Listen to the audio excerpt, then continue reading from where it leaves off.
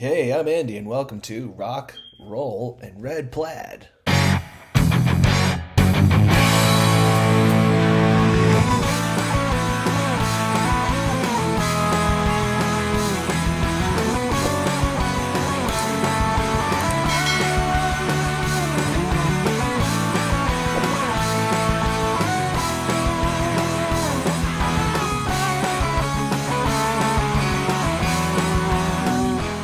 All right, we are here back at it again on the Rock. Can't speak. I got a bullfrog in my throat, but it is the season. With the Rock, Roll, and Red Plaid podcast here with Richard Schroder here to be with us. Thanks for coming along. Thanks for having me on the show, Andy. I'm really excited to talk to you today. I appreciate it. Yeah, honestly, I thought it was. We were just mentioning that a mutual friend of ours, Arlen, had gotten us together. Um, Shout out to him again for that. He's done that a few times for us on the show here. Um, and I got to listening to some of your tunes, and the first one, I think it was "Won't You Stay." Mhm. Is that the one? I'm terrible with titles. I beg pardon, but it's straight out of the gate. I was hearing. Uh, It's like this, like I just told you, this is like just as good as anything would be on conventional country radio, and it's just Oh, thanks. it's great to hear. And I always was picking up a vibe of Keith Urban. I don't know Oh, why, really? but it's just that kind of the kind of country music that you lay on the beach to and enjoy Hmm. the weather to. It's like there's different vibes to different country music. I guess my first question to you would be, how did you get into music in the first place, and what led you to country music? Sure. No, well, again, thanks for having me. I'm just curious, where were you listening? Was it Spotify or YouTube? Like, where did you Uh, find the song? Because I, Found YouTube at first, and then found your Mhm. Spotify, and Cool. yeah. Yeah. Well, thanks for listening. Yeah. I mean, well, I think you're picking up on the Nashville thing. So, yeah, Most certainly. yeah, I guess at this point, I just got back from Nashville and I made my eighth record. Wow, congrats. So I think that's, I do a lot of writing and recording down there. So some great players. In fact, I'm sure some of the players on my albums have played on some of Keith Urban's stuff. In fact, I know I've had Keith Urban's drummers on one of my albums. There you go. So that might be it. Not me. He's much more No, talented than I no. am. Um, But but yeah, no, I started playing when I was 14. Went over a friend's house. My friend was like, hey, I'm learning to play guitar," and I was like, "All right, I'm coming over." And when I put the guitar in my hand, I was like, "Oh, I'm doing this. I'm learning this." yeah, So started learning guitar, in high school and through college, and got into a lot of bands. I was in like a dozen bands, yeah. and then about maybe 10 years ago, I just went off on my own and started really writing songs. I'd written songs through bands, but I started writing them on my own. And Mhm. one thing led, I made a record in Boston. And then I went down to Nashville, started getting to know people down there. And yeah, I've made eight records now. There's album six is coming out Friday, so this talk is good timing. And then I've Perfect. Yeah.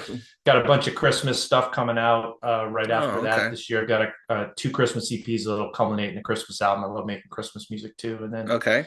was just in Nashville last week making another record, and got a couple more coming out next year. So yeah, I'm primarily a songwriter at this point. I mean, I play guitar and Yeah. sing. Was more of an electric guitar player originally, but now I really Mhm. focus on the writing. And I'm glad you liked it. I don't know if that gives you the backdrop of who I am. Yeah. Um, it's becoming not just for country music, but just music in general in Nashville seems to be like it's a hub. It really, Mm-hmm. and when people, initially will think of Nashville, of course, they think of the Opry or any of the other places like that, those kind of Music Row or whatever, any of those Yeah. places. But really, I kind of am amazed that it's becoming like 2.0 New York. By Yes. you know what I mean? And Yes, I it's like do. it's kind of going. Oops, excuse me, hit my mic here. It's going that way. And it's also similar. I've heard that not as many studios are.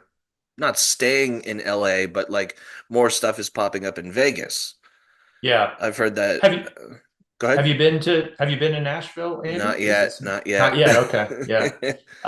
Though Yeah, I it's have so worked, I was gonna say I worked with Billy Sheehan and also I don't know if you know Scott Bush by no, chance. but Okay. how did you work with Billy? That's a big what do you what how are you a musician as well? I am, yes. Okay. Had Billy on the podcast in February and got to talking afterwards, and we did a song together. And That's he, fantastic. yeah, but and he's based in Nashville, so Hmm. he's yep. I thought those guys were from Texas originally though, right? Uh, Billy? Yeah. No? Uh, no, he's originally from Buffalo, New York. Oh, okay. Um, Okay. Got it. but he Got it. was when he went and played in David Lee Roth's band. He obviously L.A. and at the time, and then now he's in Nashville. Got But it. Scott Bush was his engineer. Okay. So and I want to have Scott on the show at some point too. But So just what do you play? What do I you are you I'm a guitar player. I okay. um I songwriter. I dabbled in mandolin for a while. Um, Very cool. that's a more difficult instrument than people give it credit for because even with the smallest hands, they can feel massive on that little neck. And I got big hands, so it's like, Yes. Yeah. and people say, "Oh, it doesn't make a difference." Yeah, it does. Yeah. Yeah. Go to the songwriting for a second. I feel like, especially in country music, and maybe this isn't the case now, but it certainly was for a while, that a lot of the big names don't always write their own material. Hmm. Like I think of, and this is not knocking any of these juggernauts here. You think of Luke Bryan, Jason Aldean, Luke Combs, any of these people. You look at the writing credits. Who are these people? So I feel Hmm. like if you want, feel free to elaborate on that on Sure. the success of a songwriter because that's where the really Yeah. the bank, as it were, is. Yeah. You know, Well, yeah, it's a great question. I can talk a long time about that question. Before I do that, though, I was just picking up on your Nashville point. Like, it's so funny because I got back a couple weeks ago from Nashville. I started going about 10 years ago, and when I first went, the airport was like, one terminal. There was like a Starbucks and a Wendy's, oh and it no, was quiet and it was simple. And you'd walk out and you'd get a cab and you were gone. And I got there 2 weeks ago, and it looked like Logan. I mean, it looked like international airport. I mean, it had a huge wing, and it was just all built up. It was super crowded, and you could just see every time I go back, there's cranes. It's just so built up. You said New York. I think it's like Vegas now. I mean, right? bachelorette parties. I mean, it's a lot of fun, but it's All just right, an yeah, incredible. I'm sure it's been going on since longer than I've been there, but for the last 10 years, every time I go back, it's a bigger hotel. yeah, There's more people. The yeah. airport's bigger. So I just think, it's a great play. I mean, for if you're a musician like myself or a songwriter, it's where you have to go to, I think, get access to the talent. And I always say, when I go to Nashville, it's really inspiring because I come back on the plane and I'm always a better musician. But it's also like you get your butt kicked because you're down there and everybody's better than you. So Uh, you go down to work with the best, and they raise your game, but it's very humbling too because they're the people I play with are 2, 3 standard deviations the musician that I am. They're just incredible session players and producers and the writers. So I love it. But I mean, it gets into your second question of it really down there. It's division of labor. You know, mm, they there's just an inbred, sort of obsession with quality. This sort of, the best song you can find, the best singer you can find, the best guitar player. They put the best talent they can find. But yeah, co-writing is very big down there. I do a lot of co-writing. A lot of my songs are written with somebody else. And truth is, two heads are better than one a lot of times. sure. But now, yeah, what you're seeing, and I think Luke Combs is a great writer, and the people you mentioned, Luke Bryan, definitely those people were writers first before they Sure, became absolutely. entertainers. So they definitely know their craft. But you're right, they are writing with sometimes two, three, four people. It's not uncommon to two is probably the minimum down there, but three or four is becoming very common. And Yeah. if you want to write a hit, and there's a couple of hundred writers down there that get paid to do it every day, and they Wow. go to work and they have Outlook calendars and they're matched up with somebody different every day, and they'll write 100, 200 songs a year. And at that pace, three or four of them are going to be incredible, and it's just some of it, and they're all really good, and then they get so good because they write every day. Yeah. um, and so there are people that just physically write, and then there's artists that perform, and it's sort of separate. And then you have a lot of merging with like people like Luke Bryan, who will write with other writers Sure. and be the performer. So and with the finances of the industry, a lot of artists have to be kind of part of the writing team. But then there's also artists that don't write at all. Like, Tim McGraw is Yeah. is amazing, and I don't think he writes his own stuff, and he just is super selective about. But if you're him, everybody wants a cut on a Tim McGraw record, so they're going to write Hey. great songs. He's an entertainer. They're not taking anything away from it. I No, think of course. everybody's trying to do the same thing. Trying to make music. So Yeah. everybody has a different currency, I guess. Some people are great writers, some people are great performers, some people are good looking, some people are great voice. It You have to find your niche and exploit that as best you can to try to grow artistically. Yeah. Very difficult. It's a very difficult craft. Well, Does it's that answer like, your question though? I don't know yeah, if that that's helped you. awesome. I love it. Yeah. It's it's totally like I said, it's very rare to find people who do it all. You Mm-hmm. know, I think of like very few people who were, I call them SIPs, SIPS, songwriter, instrumentalist, producer, singer. Mm-hmm. Mm-hmm. Yep. That's sacred ground. That's Prince. That's Yeah, yeah, yeah, that's yeah. yeah, that's Freddie Mercury. That's places nobody ever really goes. Um, Right. so um, more on the songwriting. I love this because like I am selective about what I write and even record. I'll always I don't know, I don't have it right here, but I have my little dictation thing that I'll strum Mm. into or sing something into. Yeah. Yeah, the And iPhone, right? oh Like yeah, it's well like the I voice, have the a voice memo. yeah, exactly. Either I'll on show my you. I'll show you mine. Like it's you can't see this, but oh you got you know. oh boy, you Hold got on a second. stuff. Hey, This the goes on ideas for for all the way yeah, into 2050 whatever. yeah, yeah. But yeah, I mean, I got this thing where it's like if it's getting stuck in my head, I'm like, okay, if this is catchy in my head, Mm, wait a second. yeah. Then it will be earned. It earns to be played. Hmm. Like in the sense of Yeah. like I'll hear it in my head, and if I forget it, it's like I guess it wasn't that good in the first place. But if it's Yeah. sticking in my head, I'm like, okay, now it gets to the physical point, Right. right? Right. What do you write first? Do you write lyrics Um, first, melody, or I have chords? mostly done the music first, but then more often now that I'm trying to become a better vocalist, because I started off doing instrumentals, like huge. I mean, huge on Joe Satriani and guys like that.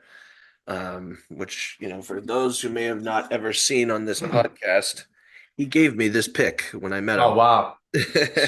Surfing with the alien Oh is my goodness, not timeless a stuff. joke. Yeah. Yeah. No, that stuff you don't mess around with playing like Yeah. that.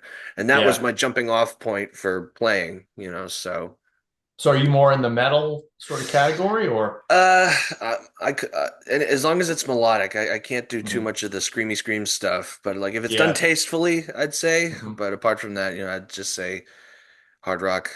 But Yeah. um, but I like I said, it has to earn coming out of my head. If it's Yeah. catchy, and it's I don't know. I guess asking more about the songwriting, but your process, like I said, you had your Sure. phone there, and Yeah. What comes first for you, the lyrics or the music, or maybe a melody, or Yeah. Well, it's been a journey to sort of sort that out. I would say in the beginning it was more I used to sort of primarily start with guitar, but now I've really settled into I start with the title. I'm constantly really? my antennas up. And that's how they kind of train you down there. So I'm at the point now where my antenna's always up. I'm always thinking about, oh, is this a good title? Like I'll be in a bookstore, I'll see a card. I'm like, oh, is that a good title? Or someone will say something, or I'll overhear something in a coffee shop, or somebody just a phrase, and I put that into my notes on my phone, and I have a whole. I showed you the voice memos. That's all the work tapes. They call them work tapes in Nashville. Sure. Like you make a recording, just a basic guitar and vocal recording. But Hmm. I have another note, just notes thing that's just full of song titles. So I collect those up, and then when I come upon a few that I like, I'll pitch them to my co-writer, and that's commonly how it works in terms of the people that I write with. And you kind of come in, you throw around titles, and then if you get an angle that you like, you kind of do that.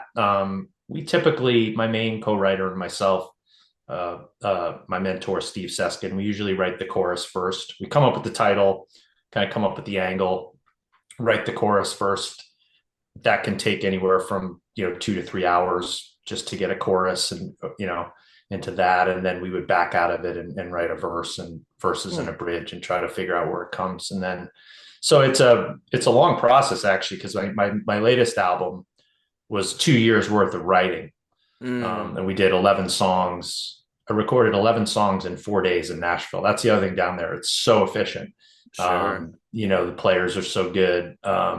And I like I'm from Boston, but I like going down there and just kind of getting out of my life for a week and just, Mhm. throwing my body at making the album, just because Sure. it's compressed and you're kind of doing that. But, so from the, work tape, once you write the song, you make a sketch. Then what I usually do is I send it to people I know in Nashville, and I'm part of the Nashville Songwriters Association, which is a great service to songwriters. It's a nonprofit down there that Mm. educates writers, and they give you feedback too as part of your membership. So you can actually, I all my songs get 5 to 10 pieces of feedback. Like people will listen to it, they beat the heck out of it, give me feedback on the melody, the verse, the lyrics, the title, the performance, and we go through a rewrite of that, try to see if the feedback makes sense. So I'm always trying to like get feedback initially on the songs before I record them, and then based on that, the song finishes. Then it goes through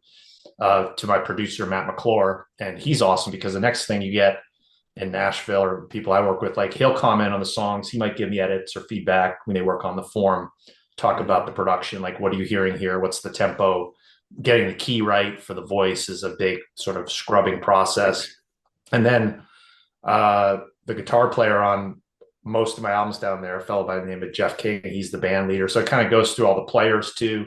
In the moment, like this time, we were recording with seven players, Okay. and they make suggestions on the song and come up with, it could be chord changes, it could be a form change, it could be an intro change. So I love the whole like refinement process of it. And then you go through the vocal and you might adapt phrasing or you might change a word here or there. So it really, I love the whole, it might take 2 years to get through a song, and a lot of times they sit on the phone for a while and you marinate and you see, oh, is this any good? You come back to it 6 months later because you write more than you record, Right. In fact, one of my records, I wrote 25 songs, we cut 10. So it It can happens. be, yeah. So you're trying to get that. So it's just, it's that whole process of really trying to make it the best it can be. And I love when somebody, like on my latest record, I had this song called All Love All the Time. It's not out yet. And we were Mhm. playing it a certain way. And somebody said, I hear this as a train beat. And I was like, oh my God, that made the song. Just changing sort of Yeah. the uh The the groove. the groove of it Yeah. just made it great in my Yeah. opinion, and so I love I love the feedback process of that. I'm really always looking if someone can make a song better for me, I'm going to take that edge, and you have to, and so that's why I like co-writing. That's why I like getting Yeah, a lot of people involved because a drummer can make a song with the right beat and the right tempo is easily, really easily. important. I mean, if you record the song in the wrong tempo, it just doesn't work. So you have to be with people Yeah, that really understand that. So yeah, I mean, it's not uncommon for 15, 20 people to influence a song for my writing. I'm right. not saying Yeah, I'm right or that I do it the way everybody else does, but no, that's yeah, kind of so, the goal is when you hear "Won't You Stay," you know, hopefully you like it. I You know what I did. mean? That song's interesting because I've actually recorded that song 6 times. I wrote Been that song there. when I was very, yeah, young, and it's the only song I've kept through my whole career, and it's been sort of uh, it's been fun to sort of see if I can beat it, Yeah. and I recorded that one 2 years ago, and that just came out, and I listen to it now, I'm like, oh, I can still beat it. I still know what I would do to make it better. So it's just I'm sure a lot of people just you know let it be, but I'm kind of obsessed with quality. I think it's fun. It's not a bother to me. So I don't know if that helps you No, understand the that's process, but great. it's yeah. I don't know if I've told this story on the podcast before. I only have so many stories, but whatever. It's different episodes. Who cares? Yeah.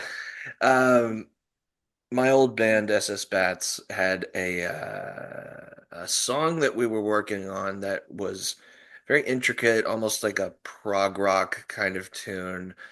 And we had all these sections, like you were talking about sections of the song, the chorus, the verse, the bridge, Hmm. and we all wrote them independently, which was the first time we did that. And I always write like, let's keep bumping my mic, keep chronologically, I write it like from front to back, like a bookend. That's Hmm. how I write. It's like it has to be, I'll go back and fix something if it needs to be, but usually moves forward, and that's how it is. Yeah. Um, and there was a song called Deep Space we had, and Deep Space was played by our bass player on an 8-string bass, so like octave strings. This thing was a cool instrument, I must say. Yeah. Very interesting. And he was writing all these almost quasi-Baroque classical style arpeggios on it. Beautiful, beautiful, really. And we had so many sections to this song. We pulled it apart and put it back together so many times that it started to feel like it was going to get lost in translation. Hmm. And Yes. all these parts were great, and we're like, we want to play this at our next show, and it's like 6 weeks away, and we still haven't figured out how to, Yeah. figure out. And then and sometimes it just takes a breath of fresh air because we go outside and just sit there and trying to figure it out. And Yeah. our singer goes and walks away and comes back, and he's jumping like Rocky. Oh, what we can do. And he figured it out, and he just Yeah. arranged it in a certain way that um worked. So like it's like pieces of a puzzle sometimes. It You really is. got to figure out where Yeah. it goes. Yeah. Yeah. Have you read the new Rick Rubin? Not new, it's last year. The Rick Rubin book. No, Rick, the producer, Rick. Rick Rubin. Yeah, yeah. He has a great, Um, great book about music. Uh, I didn't know it's actually. kind of talking about what you're talking about. That sort of that the creative process and how You you know, sort of try to make something the best it can be. It's a great book. I recommend it to anybody listening. fantastic. Yeah, Um, yeah, it was, and a team effort is becoming more and more involved yeah, in what I do, even as a solo artist. My first four solo albums pretty much were all just me. Just programming drums and doing all the bass, guitar, and vocals myself. And I kept my cards close to my. I will fully admit I was a little guarded about hmm, stuff, as you can tend to be. And I'll fully admit now that having myself, but more importantly, Dan, the Dan Kupka, who produced and mixed the new song I did, and having Billy Sheehan and Scott Bush. It took the four of us. It's the best song I've ever done. That's great. So I will fully admit it. Four albums worth of stuff that I've done all goes to the side with that one song because it's like, Hmm. oh, and it's my most popular song too on like streams and stuff. So it's like, oh, two heads, three heads, four heads better than one. Mm. Understood. Yeah, and not well, and not not always. But what is your music out under? I'd love to check it out. Like, is it under your name or is it a band? Yeah, just Andy Conley, Oh, cool. andyconley.com. And Okay, for I'll those check it out. those who are listening, I we're gave you a not plug. Yeah, we're not but it's we're funny. good, yep. Yeah, no, it's funny because I was rereading that Rick Rubin book and some of what you're. That's why it sparked my what you're talking about. He had this interesting point, which is I've always learned that like when I play a song for someone else, Hmm. um, especially if it's before it's being recorded or you're trying to figure out a mix or something. I always like to. I have a few inner people that I will play stuff for, and I Sure. appreciate their opinion. But what he was saying, Rick Rubin, who I think is pretty successful, understatement. No, of course. He said something interesting. Is like you actually, and I agree with this. You actually learn about the song just by sitting there with someone else listening to it. It's different when you listen to a song yourself Mm, versus when you're sitting there and someone else is listening to it with you. And it's so right because I noticed that like if I'm just listening myself, I don't always have that perspective. But when someone else is listening with me, I things become apparent. yeah. Whether they say something or not. And it's always great to get their feedback, but really you want to see how you feel when you're presenting your work and someone else is listening to it. So I just found that profound because I've always Oh found that to yeah. be true. I can tell if something's not really working if I play it for somebody else. And It's it almost just on their becomes apparent. face. Well, even if they're not even reacting. I don't know. I don't know if you feel that way, or maybe you should You try get a it next feeling, time. yeah. Next time you play your work for somebody, just see how you feel. Like for me, I've noticed that. Like, oh, I'm like, oh yeah, I can just feel this isn't working. Like, and it's not anything they're doing. It's just different. Yeah. And so it's I don't know. I love that kind of profound stuff. It's interesting, like when you show it. I think But it's you have yeah, to show your yeah. work too. You have to put stuff out. Like I think that's the nice thing about releasing Mm, work too, is it kind of just lets you start the next one, you know? yeah.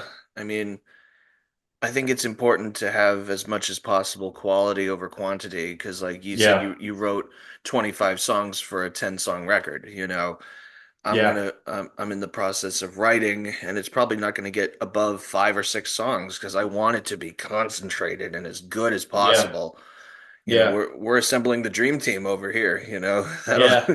and you gotta, now that I realize it's like it took the four people, including myself, to do that first song.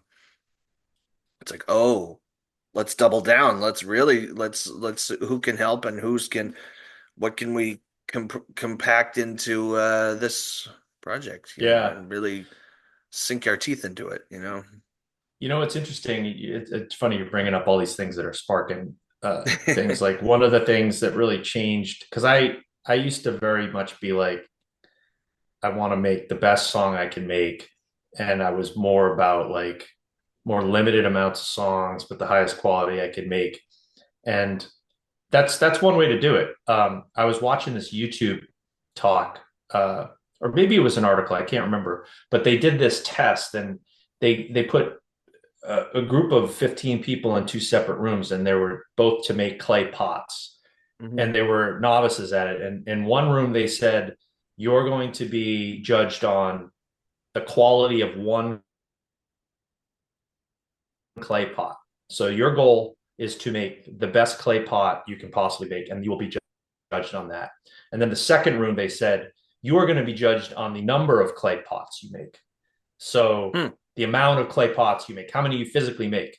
So here's the punchline. Guess which room made the best clay pot? Probably the ones that made the most of them. Yes, by Yeah. far. Because the people that were just trying to make one clay pot were just they only really made they just tried to make one pot, but the other people just got busy making a lot of pots, and by the end they were making really great clay pots because they made Yeah. 100 clay pots. And I just thought that really struck me, and it was like, oh, that really resonated because I learned like I'm far better off making a lot of work, um, because you just kind of get better at it as opposed to really worrying, oh, is this song really what it is? At least for me, No, it's different sure. for everybody. I Of just thought that course, was yeah. an insight. I'll be honest with you. I got the idea from Ronnie Radke. I don't know. He's from the front man of a group called Falling in Reverse, kind of Hmm. the it hard rock band of the time at the moment. Uh-huh. And for the last album he did before the one that just came out this summer tanked. It was in like 2018 or something like that. And he got so he's already kind of, and I mean this with all due respect because he's a very creative mind, but he does seem to be a little bit of a loose cannon. So he's Mm, like, okay, no more albums. So he mm, went song at a time hmm. for Yeah. years, and it cemented him into a really good level of success that he hadn't had before because he just Yeah. doubled down on how good he could really make something. And it just got me thinking, I'm like, well, I couldn't do one song. I couldn't limit myself to one song a year or something like that. Yeah. That's a little much because he's just an intense dude. He's Yeah. just yeah. Well, But he may be making more songs than the ones that he released, right? I mean, oh, he could. sure, but his the way he explained it was like, he'll go in, he'll write with his guys or and as we all do and as musicians, and then I guess he was really concerned with hooks and the whole thing Mm, and really making it hooky and yeah. memorable. And he would say Right. stuff like, if I sing it and record it, I'll go home and listen to it and then listen to nothing the next day. If I get up and I hear it and it's horrible, it's out. Yeah. Start again.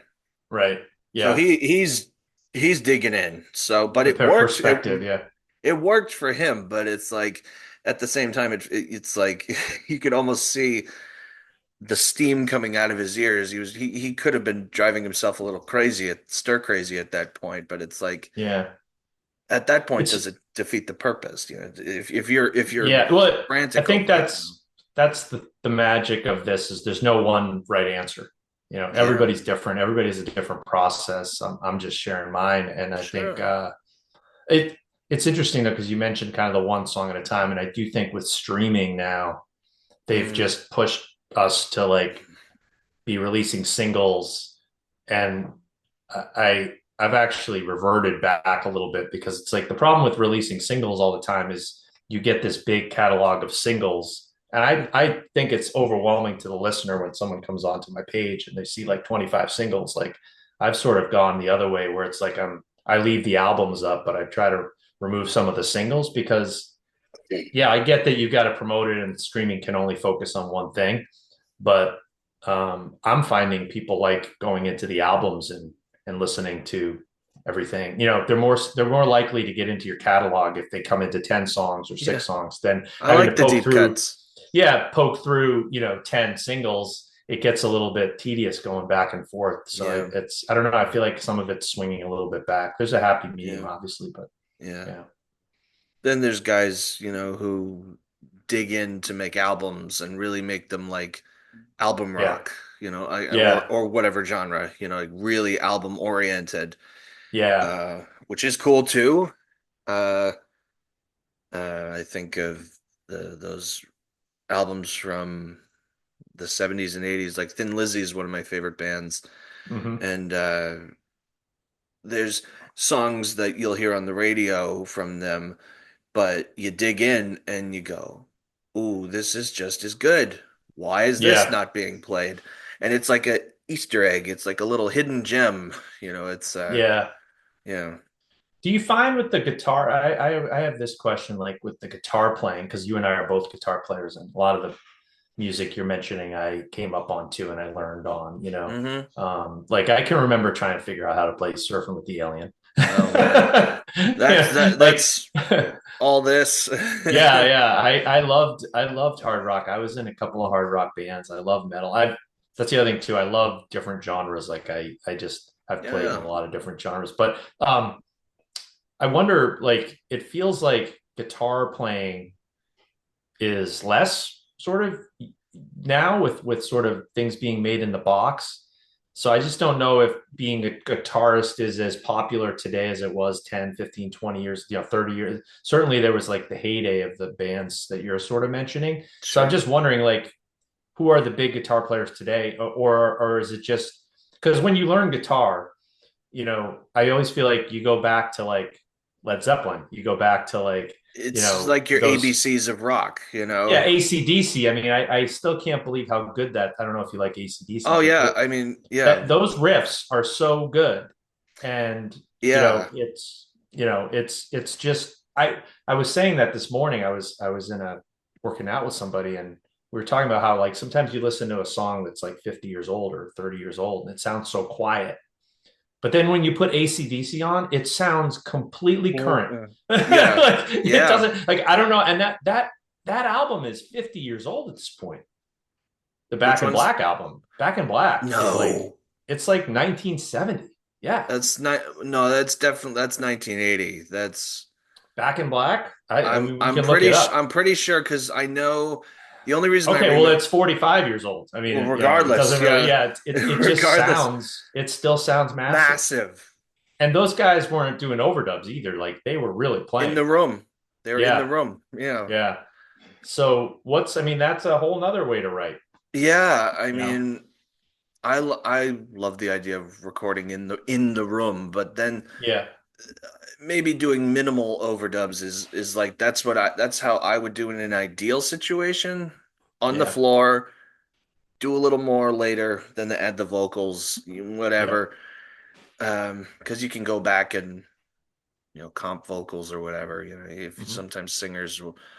And then this is not a knock, but this is actually much respect to singers because guitar players can replace guitar strings. Hmm. Can't replace this. Yeah. Yeah. Yeah. Yeah. You know. Uh, and I've, I've knocked a couple singers over the years, kind of like, oh, come on, you're all right. And then now training with my vocal coach, I'm like, I owe some people an apology. Yeah. Oh It's man. funny, like, yeah, singing is a lot of people just don't are afraid to do it, you know, Yeah. um, or afraid to sing in public. I think the instrument seems easier to.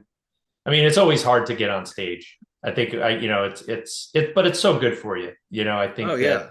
performing has so many good things for you, but it's funny how getting on stage is really hard, but then getting on stage with an instrument is one thing, but then getting on stage and singing is Or seems like public it's a speaking barrier. even. Like why is public Yeah, speaking such a fear, you know? yeah, yeah. And then also like playing and singing. Like I can remember sitting on my bed and it was like, remember when playing and singing was hard? Because you don't know how to do it at first. And then your brain It just, feels like this. yeah. That And thing, you then know? one day your brain just lets you do it. I Yeah. don't know if that happened to you, but I can remember the day I'm like, Totally. oh, my brain's letting me do this now. And I could just sing and play at the same time. And it's really cool. Yeah, And it's dude, like, but it's really super hard for a long time until your brain just says, okay, you can do it now. yeah, I Like, remember I could only downstroke while I was yes. singing and playing. Like that was a Yeah. thing. I don't know why, but Yeah. it's like so instead of doing these like kind of syncopated things, it was just den den den den. Yeah. It's just like no, Yeah. that's not how it goes. So sorry. Yeah. And we all go Yeah. through it. There's no, I mean, I'm sure some people just are more talented than others and they get it earlier, but it's like you Oh do. man. That's what I love about music though, is it's like if you put the time in, you can get better. And I Yeah. think if you learn that, like I did at an early age, it flipped the switch for me that like, oh, if I just work hard, I can move the needle. I may not be able to be, you know, the best selling out a stadium. But if I practice, I can get better at the guitar. If I work on my Yeah. songwriting, I can get better at that. And that's a good thing to learn, I think, is Yeah. just to make the switch of like, oh, if you work at something, you can get better. Yeah. Maybe you can't play in the NFL, but you can get better. Right. Yeah, exactly. Yeah. Going back to the thing about current guitar players, I guess you were kind of asking about. Yeah. Yeah. Tim Henson's definitely one that comes immediately to mind from a band Hmm. called Polyphia. I don't know if you've ever Okay. heard I that don't name. know. I don't know them. Yeah. Oh, I mean, he does things, it's like slap guitar instead of slap bass. He's like Hmm. very percussive and it's all he plays like okay, like he did a song with Steve Vai at one Hmm. point. And yes, they're playing electric, but it's very clean. It's very crisp. It's not the shreddy stuff, but they kind of get, Polyphia kind of gets lumped in with those kind of groups because they're an instrumental group Hmm. and they don't have any vocals. But they're, Yeah. I'll go out there and probably admit this for the first time that their song Crush was a big influence on me writing uh, writing wise and style wise for the song I did with Billy Sheehan, which is the song Taken by the Night. Um, Hmm. because it's these I was inspired by these clean parts they were playing and these very stripped back melodic parts that were really one of those just kind of things where I'm like, there are points where he's flying and doing all that stuff, but it's like, Yeah. yeah, I can't do that. But it's like, So are you saying, do you feel, because I'm probably off on it. Do you feel like there are a new crop of guitar players that are just as good? absolutely, Because I feel like there was that time of like you saying Steve Vai and just out there, but you had Van Halen, you had uh, Hendrix, you had yeah, Jimmy Page, you could throw yeah, Clapton in there, Stevie Ray yeah, Vaughan. There was yeah. that kind of golden era where there just was like these really huge guitar players. I don't feel like I'm seeing it as much now. You have to look But for I him. could be wrong. Maybe you have to look for them. Yeah, You or do. maybe that part's been done. So Yeah. especially with a lot of like rap and stuff too, Yeah. being made in the computer, it's just not as guitar centric. There are some bands, like I mentioned, Falling in Reverse before, where their two guitar players are gunslingers. Yeah, I'll tell you yeah, what, they are gunslingers, and yeah, then they can definitely hold their own. But Ronnie, being the singer, and also he does some rap stuff too, so he's really pulling genres off yeah, the ground and out of the thin air, I should say, and pulling them to the ground, and he's just doing everything, which I yeah, love. I love yeah, that. yeah. That's But yeah, cool. definitely Jackie Vincent was another guy who he was in Falling in Reverse at one point. He's doing sweeps that are like Hmm. invisible. It's like you Yeah, gotta see it. It's like, what? yeah, yeah. How do your fingers move that quickly and accurately? Oh Now, gosh, do see you do you like do you it. like do you like Van Halen, or is he I do, not? I do. My question is though, has anybody been better than that though? I don't believe so I don't myself. think I mean, so. you've got Steve Vai, you've got Imbe Malmsteen, and who's Oh, the other person you mentioned. They're great, and I'm sure all the metal players today are really good. But like, I mean, that was so different when Eddie Van Halen came out. Like, I don't Eddie, know that anybody has done it better than that. God rest his soul. yeah, of course. Not But only, you could yeah. prove me wrong. But it's just Oh, I like, will never would I do that. yeah, yeah, I am kicking myself that I never got to see Van Halen. I had a few mm, opportunities. It's just it never aligned, and I guess it yeah, wasn't meant to be. But yeah. it was. I think what's amazing about it, and hopefully I don't get too verklempt over this, but because I was this morning, um, he invented stuff Yeah, the like tapping. the Well, Jimmy not Page kind of even. did. Yeah, not even that though, but Yeah, like, I mean, the instrument itself, the super strat with the humbucker and these types yeah, of the like Marshalls. Yeah, all that stuff. No one did that. right. No one That's did that. that's what I don't understand how, because you're right. That was not, nobody was doing that. And then he How did does he it think of that? to a level. I mean, he was a genius, obviously, because to do it right out of the gate at a level that no one else really has been able to do. I mean, it just That doesn't first make a lot of record, sense. the 19 in Van Halen one, that in '78, he was 23. when they recorded Yeah. that. Yeah. 23. You're Yeah. playing That's a like gift. that, Yeah. to say the Yeah. least. I Yeah. mean, I mean, the tapping stuff, we're getting into the weeds here, but oh, like, I mean, please, please, we love it. I know Jimmy Page. No, I learned it all too. I know Jimmy Page, you can hear a little bit of it Hmm. with Jimmy And a Page. Not so Heartbreaker, I much the think. tap Heartbreaker, the solo Yep. when the band stops. He's doing the left hand, but he's not really using the right hand. Yeah. So I think it came from that. And then I think Angus Young did a little bit of it. I But think then Eddie Van Halen, yeah. I think, figured out how to, And it's do all. just who else thinks of this stuff? No Yeah. one, you know. Yeah. It's Well, and and that's the question. What would be next? Because like I can remember when you think about it, Spotify's not that. How long has Spotify been around? 15 years? if that, And if that. I can remember buying songs on iTunes and thinking, "Oh, how's it going to get better than that?" I bought something on my phone, and then it was like, "No, there was Spotify." So I always wonder that, like, how do you get better from here? Is Mm, it going to be a chip in our ear that we just think about a eh, song?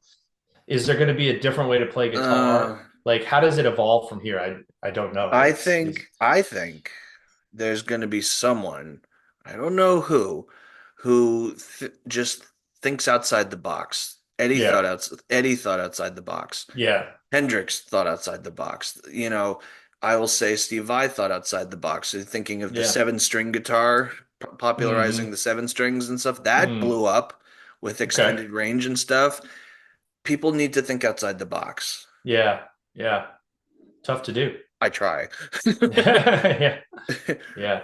But yeah, I mean it's just amazing because there are I think of Nita Strauss too. She is Alice Cooper's guitar player. Mm. Also played with Demi Lovato, and she's a session player. And she holds her own in Yeah, more ways, just like her dexterity and just like her very laser sharp focus. And like she's mm. very disciplined, not only as a guitar player, but just as a human in general. Like, she just Yeah. seems like a very disciplined and what's the word apart from disciplined? Pragmatic. Yeah, she doesn't let herself go loosey goosey. She's Yeah, very precise. She's very precise. yeah, yeah, Um, Amazing stuff she does. But that can also get kind of and not again, it's different for everybody, but I like the spontaneity sometimes in playing stuff. Like I'll play pieces that are necessary to be the same way every time. Like you can't place anything different on the Stairway to Heaven solo. yeah, I mean, you could, but you get chairs thrown at you. But yeah. who do you think you are? You know, You didn't think I was going to go metal with you, did you? Full hey, guitar playing. I don't mind. I'm I try to, trying to hold my own with you. Yeah, I want to make sure no I problem. respect all those players, man. They're just so Oh good. my goodness, I know Brian May from Queen did a bit Mhm. of tapping in a year before Van Halen showed up, which was Yep. the song "It's Late" on the News of the World album, which is my favorite album of Queen's. But Yeah. um, it just shows you what level Eddie was on because Brian May is a hyper intellect. He also built his own guitar. There's another thing, and there's a Yeah. common thread here with these guys who think outside the box. They're pushing the instrument too. Yeah. And Yeah. I don't think Eddie Van Halen had much outside of high school, maybe college education, but my goodness, what a mind, you know. Yeah. Yeah. Yeah. I did get to Crazy. see his son though, and his son, oh, his that's another whole nother story. That guy plays every instrument to a T, Wolfgang. Yeah. And you gotta Yeah. gotta check out his stuff. There's some people that just have the gift. I'm not one of them. I've always had to really sort of work at everything, but there's some people that just can sing, Yeah. like they can sing right away. Yeah. They just have they have a nice voice, and some Yeah. people can really be playing the same song as you on the guitar and they just sound better. It's just some of it is that. And then there's for the rest of us, you got to work at it. So it's just there's always a continuum, you know. Yeah, I guess that's what it is. So, Richard, where can we find your music online if you could indulge us here? Sure. Well, I have a website. It's richardschroder.com. But I'm on all the streaming platforms. As I said, by the time anybody hears this, there's 6 albums out on Spotify, Apple Music, um, all the streaming platforms. You can find me on Instagram, TikTok, Facebook, YouTube. I have a YouTube channel with music videos. So I'm there, and love to hear, you know, I can't thank you enough for having me on the show. It was a lot of fun. I love a good old fashioned good music conversation. That's freewheeling. That's what this whole show's about, man. All right. Yeah. All right. Good to see you. And we're going to Yeah. stop the tape right here. And I think Thanks we again, Andy. are no problem. All righty. For more of my original content, visit my website, www.andyconley.com.